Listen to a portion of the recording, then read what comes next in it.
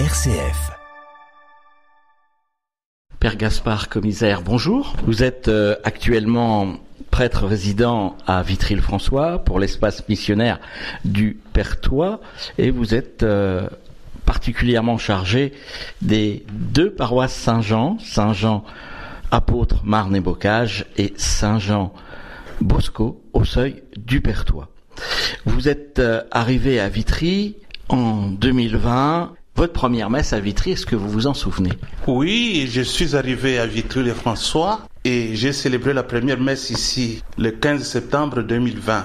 Et il y avait du monde, les fidèles, les paroissiens étaient contents de recevoir un nouveau prêtre. Certainement, ils m'avaient déjà connu, ils avaient déjà entendu parler de moi. Il y en a que j'ai déjà rencontrés à l'Épine comme ailleurs, dans le cadre des activités pastorales et spirituelles. Donc, je n'étais pas un nouveau dans le diocèse, on me connaissait déjà. Et vous arriviez d'où?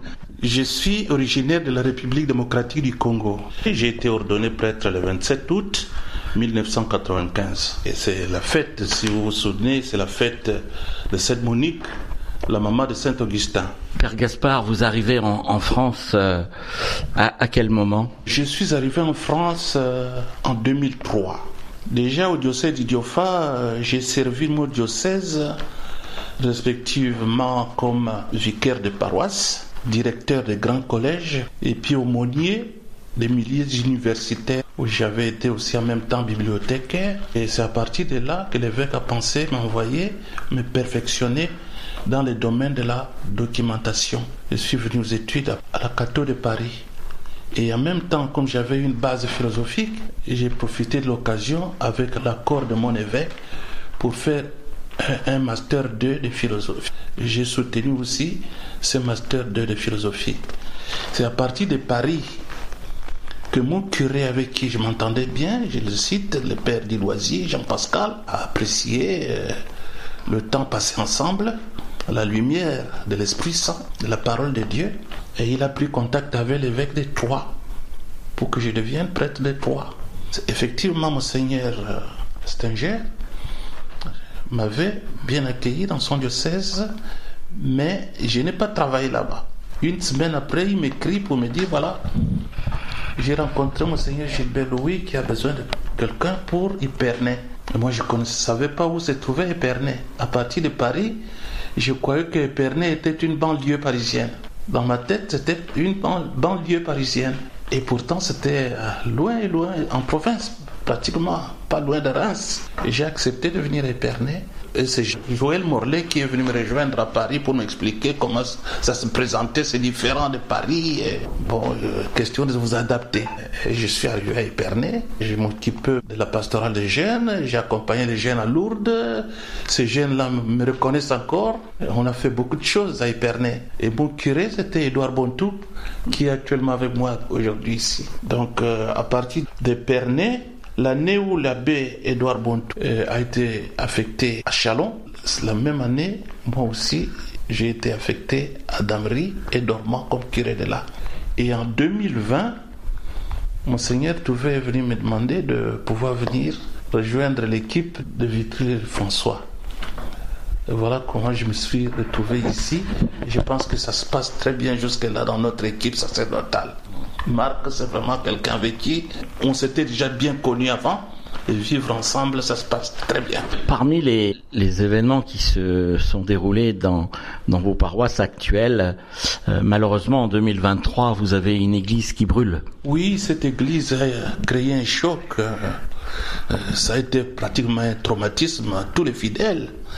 J'ai été le premier arrivé à l'endroit. Parce que cette église, c'est sur ma paroisse.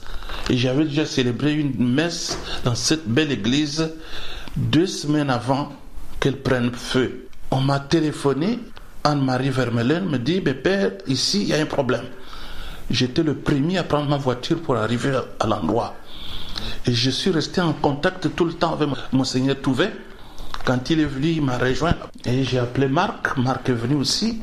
Et ensemble, on a essayé de trouver comment faire. On a laissé tout à la disposition des agents de l'État. Il y avait toute l'administration, la gendarmerie, les sous-préfets, toutes les autorités politiques étaient là. Et c'est eux qui ont pris la résolution de suivre le dossier jusqu'à ce jour. La source, l'origine, on ne dit rien là-dessus jusqu'à présent. Peut-être des enquêtes sont encore en cours, mais je ne sais pas. Eh bien, Père Gaspard, pour être avec vous, pour vous entourer, on vous rejoint le 29 juin à 11h en la collégiale Notre-Dame de Vitry-le-François, où vous fêterez donc vos 30 ans d'ordination, et pas tout seul. Bon, 30 ans de sacerdoce pour moi, c'est pas un aboutissement, c'est un nouveau départ. Un nouveau départ parce que le Seigneur qui m'a appelé dès le début, vous voyez mon parcours, comme on l'a dit, le Seigneur écrit droit avec les lignes courbes de notre vie. C'est vrai. 30 ans pour moi, c'est un nouveau départ parce que chaque année, je dois renouveler devant mon évêque en présence de tous les fidèles pour me dire oui, je le veux, je voudrais m'engager parce que je sens que le Seigneur m'appelle chaque jour. Et ma réponse, c'est toujours le oui.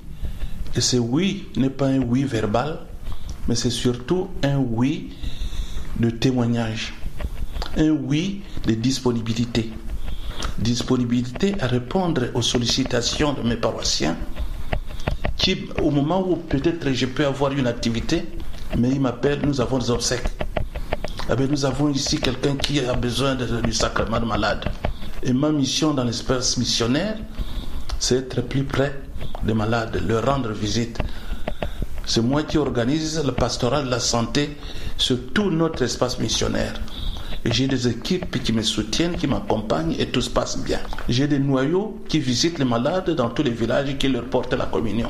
Je les rassemble et de temps en temps, on a des réunions pour voir comment orienter cette pastorale. Qu'est-ce qu'il faut perfectionner, qu'est-ce qu'il faut améliorer pour que les malades se sentent vraiment visités. Et il arrive des jours où nous allons, par exemple le dimanche, vous allez à l'hôpital, les familles ne sont pas là, les gens ne sont pas là. Et c'est nous, on voit l'équipe de l'aumônerie qui rend visite aux malades sur la paroisse. Voilà un peu ce que nous faisons. Bon, célébrer ma joie pour les 30 ans que nous célébrons, c'est déjà ma joie, c'est donner ces témoignages aux yeux des jeunes. Des jeunes qui voient qu'on peut partir de rien et puis on s'engage dans la vie. On écoute l'appel du Seigneur et on s'engage pour le servir dans la gratuité toute sa vie. Dans la pauvreté aussi, dans la chasteté et dans l'obéissance à son évêque. Voilà ce qui est très important. Et content aussi de célébrer ça ensemble avec mon confrère, le jeune frère, le père Thibaut Marie, et on partage la fête. J'ai célébré 25 ans à Damery seul, et dormant avec les fidèles de là. Mais ici, nous serons avec père Thibaut, et la liturgie a réservé une petite place au rite africain de la liturgie. Ça sera la profession des offrandes. Et les sœurs de Dormant, les dames africaines qui sont à Chalon, Épernay, partout, viennent participer pour nous porter tous les deux, Thibaut et moi, dans leurs prières.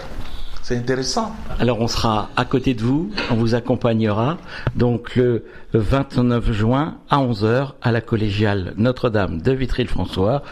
Père Gaspard, commissaire, merci.